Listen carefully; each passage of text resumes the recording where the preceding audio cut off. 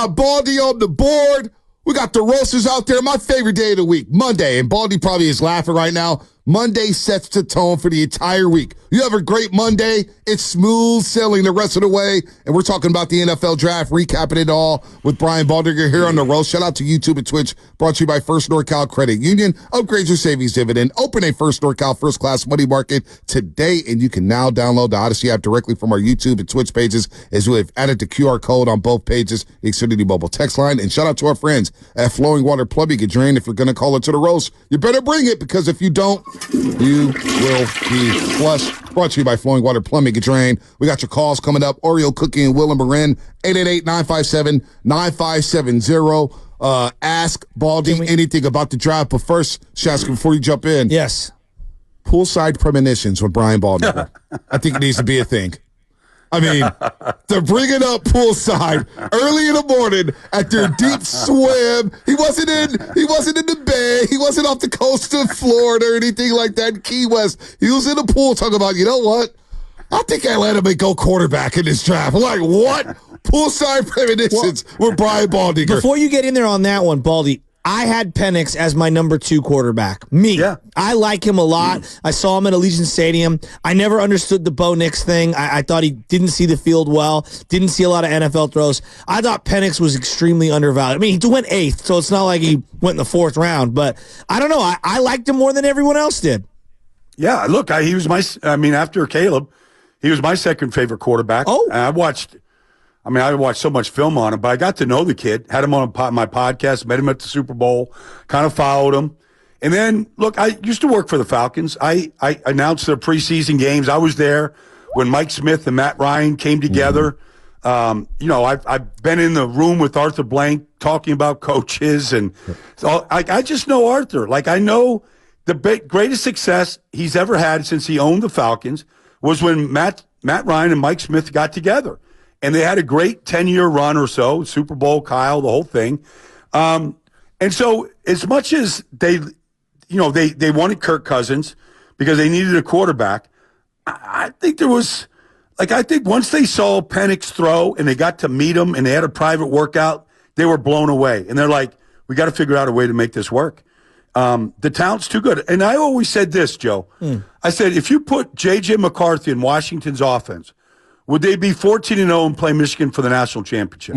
I didn't think so. I didn't think if you put Drake May in that offense. This offense was trying to rip your carotid artery out every single Saturday. And I just loved the way that he threw the deep ball.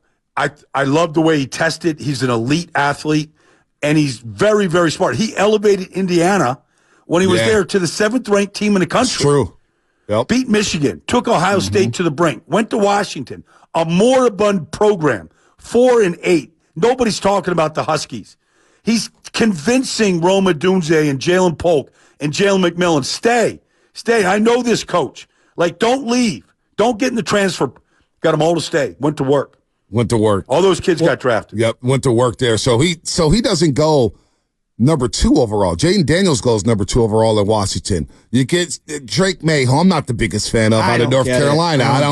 It feels like a Sam Howell all over again. I don't know. I don't want to rip the young man, but I think the situation is a little rough for him. Then you get Penix, and Bo Nix, of course, goes 12. McCarthy goes 10. Why do you think Jaden Daniels went so high? Was it because of the Heisman, because of the receivers at LSU? Because I'm seeing a lot of mixed grades with Jaden Daniels at quarterback. A lot of people giving Washington C's or whatnot. What is the book on Jaden Daniels? What is he going to be like in the pros? What's your pros scouting report here, Baldy, on Jaden Daniels? Well, I mean, look, he's a better thrower than Lamar coming out.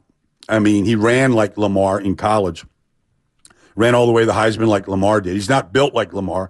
Lamar's got a neck like a middle linebacker does. He's not built like that. Right. His frame is not going to hold up. Running the ball, like if you watch the game against Alabama or Florida, like in the way they took hits in those games, he's not going to hold up. If Fred Warner hits him, he's going to break him. So I'm worried about him running. Now, Cliff Kingsbury, I think, is a very talented coordinator. Like he did a lot of good things with Kyler, obviously with Mahomes. Going back to Johnny Manziel, he's going to build an offense around his quarterback. So, and I think they drafted well. I think they got a good general manager in there right now.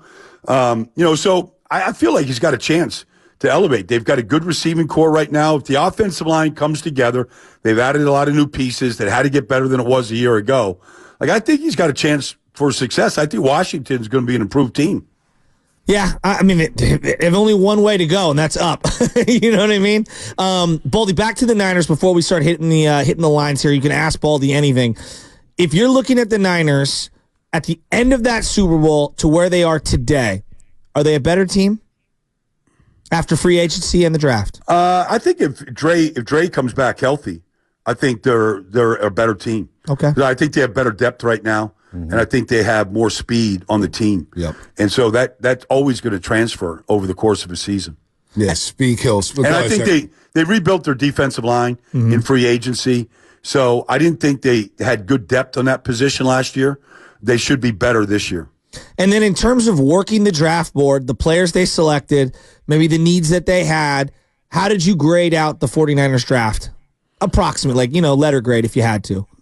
You look, if Pearsall hits, like I said, I don't know what's going to happen to these receivers. We hear all the rumors over the last few weeks about are they here or not. I mean, John Lynch is tired of answering it, but only they know. I mean, if they hit on Ricky Pearsall, I think Renardo Green could step in and play. I know he can compete. Wait, is he inside or outside? He was playing outside, right? He played outside. Yep.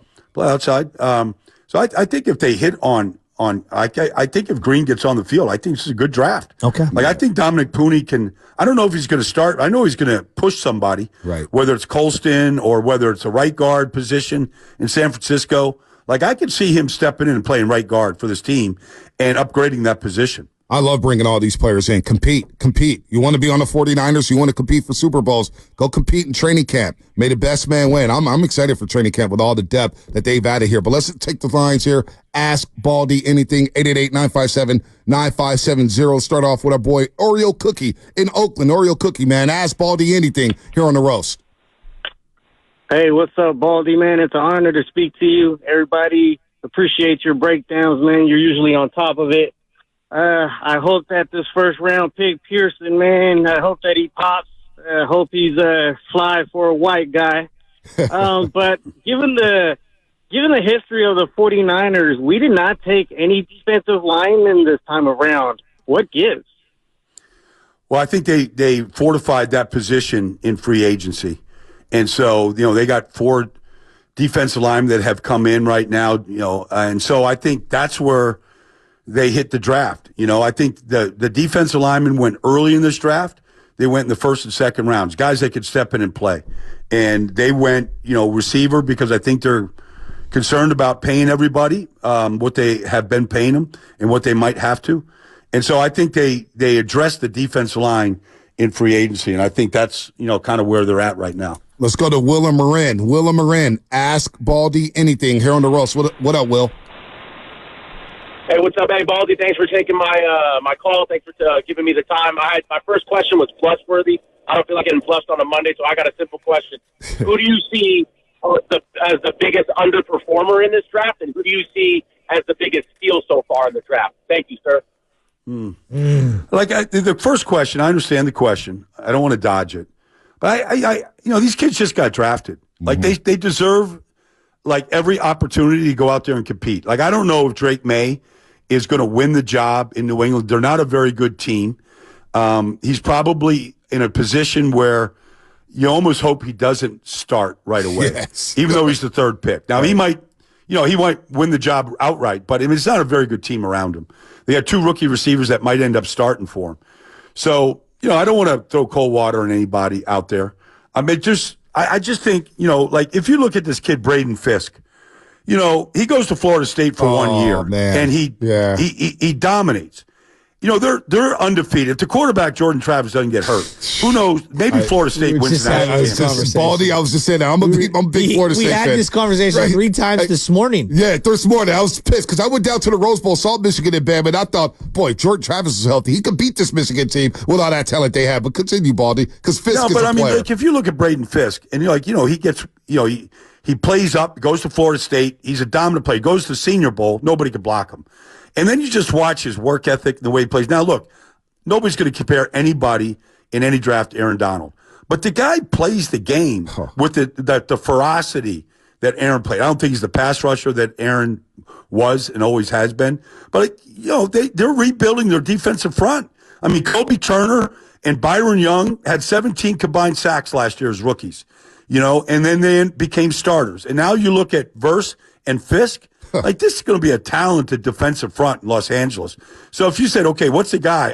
I'm excited to watch Braden Fisk play in the NFL. Wow, we got to deal with that in the NFC West, Jasky. These two defensive linemen from Florida State going to the LA Rams alongside Blake Crumb. This NFC West got a lot tougher over the weekend. Give me the guy that you think is the perfect fit.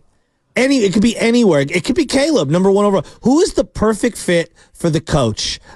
Just any combination in this draft, because fit is so important. Like, I don't know if Deebo Samuel becomes Deebo Samuel if he doesn't play for Kyle Shanahan, right? And Montana doesn't become Montana if he doesn't play for Walsh. Like, we can have those conversations all day, but just on paper, you like a guy that you wanted to see go to the right spot, and you're like, wow, love that guy to go to that place to play for that coach. I mean, Xavier Worthy going to Kansas City. Like, come on. Like, you got Mahomes, you got Andy Reid, you got a play caller, you got a quarterback, you have success. Like, that fit. Like, this is a really good player. And maybe a dynamic player that changes the game with his speed. We know you can't outrun the arm of Mahomes. So, I remember one time, in fact, it was the Eagles playing San Francisco. I'll never forget this. So Andy Reid has always been very tight with the media, only lets out a little thing here, little jab here and there. If you're listening closely, you can really catch something. But I remember I was announcing a game for Fox, and I'm on the field before the game, and I'm talking to Andy, and he's got Deshaun Jackson, right? Oh, yeah. Deshaun Jackson, early Deshaun Jackson. Yep, rookie, yeah. This was a Sunday night game, and this is the game Alex Sunday Smith. afternoon. The Sunday afternoon game. No, this is before Sunday afternoon. It was Sunday afternoon, Bonte. Yep, Sunday afternoon. Yep. He goes, if they line up in this front, Baldy, we're going to Deshaun first play. I go, really? I go, I don't want to hear the national anthem. I don't want to hear the lineups. I don't hear anything. All I want to do is set up Deshaun Jackson. Like, I'm telling, I don't know if I was with Joe Buck or, who I was with at the time, but I was like, look, I'm setting this thing up. They're going down, and sure enough, first play, Deshaun Jackson in the end zone, right? So I go, I can see Andy getting every defensive back on their heels to start some of these games with Xavier Worthy. Like, why wouldn't you? Why wouldn't you just take the shot? Just a flyer to Worthy. To see if that corner's got his chin strap buckled, if he's got his mouthpiece in, if he's paying attention.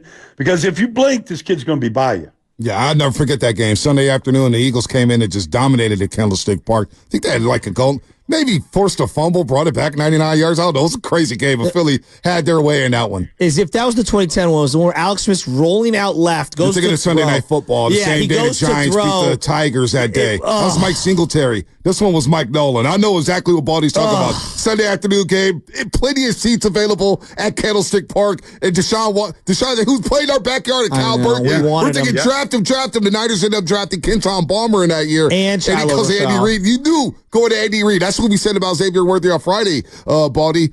Boy, he knows what to do with the spread game and all these quick twitch wide receivers. Come on. I remember, honestly, going back to T.O., I was doing the Pro Bowl in Hawaii, and McNabb is on the Eagles, and T.O. is, in San Francisco. And, he's a free agent or whatever. And that was when, Baltimore thought they were going to sign him, and the Eagles came in and swooped him up. And I remember McNabb and T.O. talking on the field. I'm like, you two would look good together in Eagle Green. And there's Andy coaching the team, and next thing you know, T.O.'s in Philly. That offense changed day one in 2004 with T.O. It was bombs away. And it was bombs away with Deshaun Jackson. And you can see Andy right now tinkering. Right now, the draft isn't even the names on the draft board haven't dried. And you can see Andy already tinkering what he's going to do with Worthy. By the way, in that game that you called, Baldy. What year Mike is Patterson. This 07? Yeah, this was the 06, September 24th, 06. You're unbelievable, Bonte. Mike Patterson, 98-yard defensive fumble return in that football game to go up 31-3. Westbrook had a 71-yard run. Mike Patterson. Yep.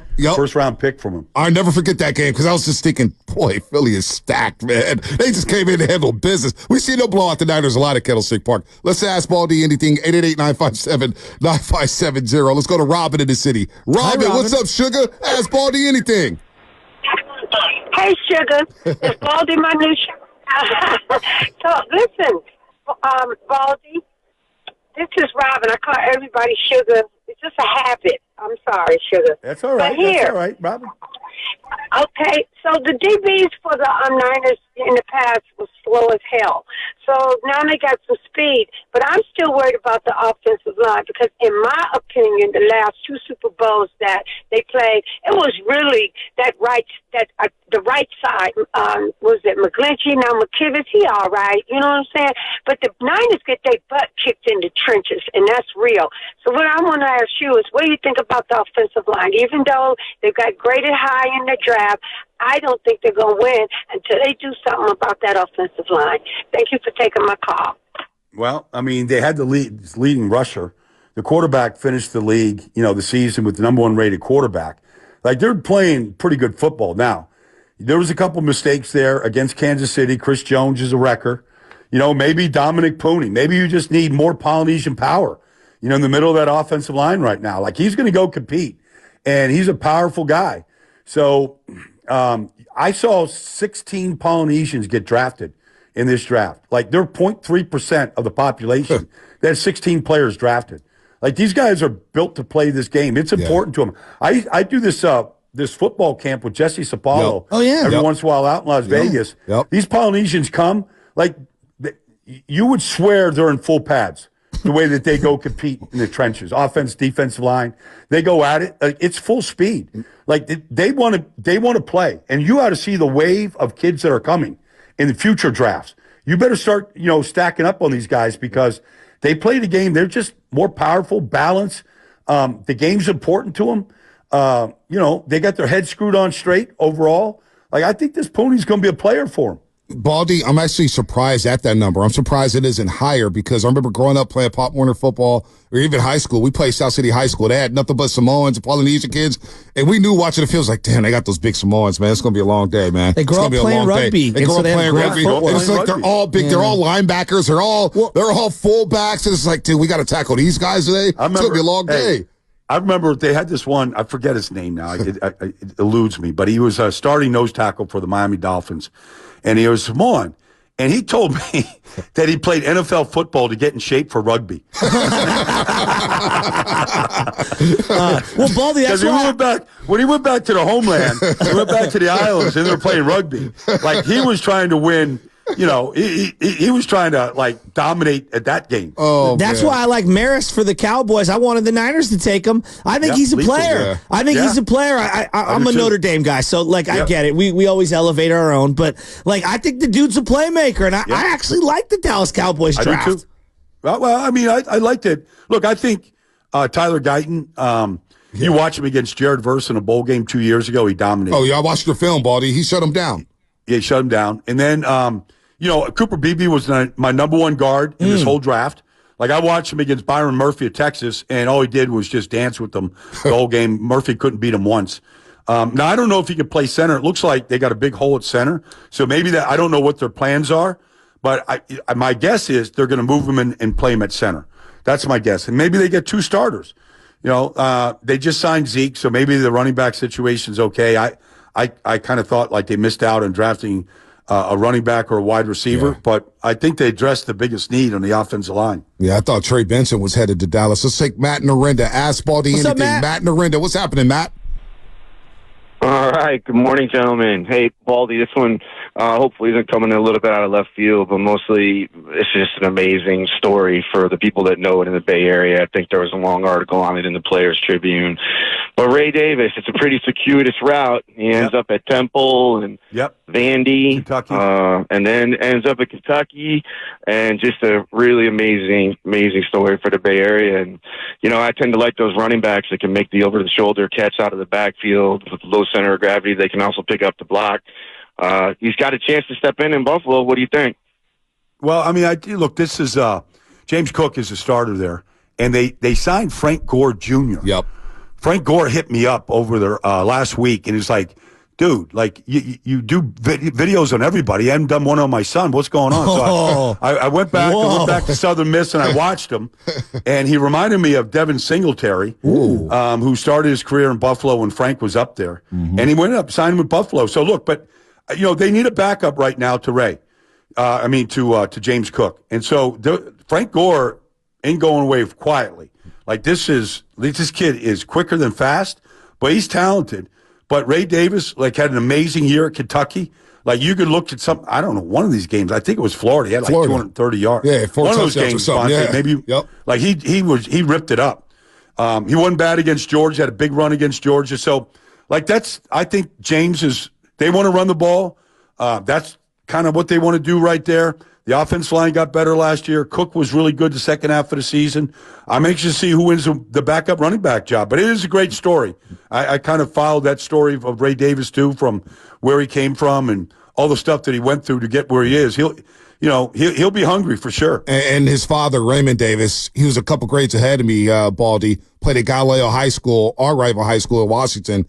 Hey, Raymond Davis was a hell of a running back. We're going to get him on the show a little bit later after you, but he was he had speed to burn. So you see where the talent comes from with Ray Davis, man. He has the same movement that his father had back at Galileo High School. Baldy, before you go, for Spadoni and the Raider brethren, it feels like they're very split. Brock Bowers, obviously everyone loves the player, but they need a quarterback. What did you make of their draft as a whole, and what did you make of the Brock Bowers selection given what they've got going under center? Well, I was just talking to Maurice Jones-Drew, who's obviously a Bay Area kid, and he was coaching Brock Bowers when he was in 8th grade. Wow.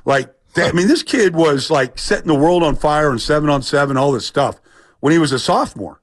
And, obviously he goes to Georgia. He's the number 1 tight end in this business. But look, I think they thought they were going to get a quarterback. I think they were really interested in Penix, and they thought he was going to be there. And that's why Denver took Bo Nix at 12. Yeah. These quarterbacks weren't hanging around to the bottom of the first round or even to the 13th pick. So, they're in a situation now where they just drafted a tight end, Michael Mayer last year, and now they got Bowers. So they got to make this thing work. But you can't argue with Jackson Powers Johnson. He was probably the number 1 center in this draft. Agreed. Maybe Andre James. Maybe he plays guard because they need a right side to the offensive line. And maybe Glaze out of Maryland can play right tackle or compete for it. The kid out of New Hampshire, I think he caught 117 passes. He's a third down back that maybe can help them, in the passing game.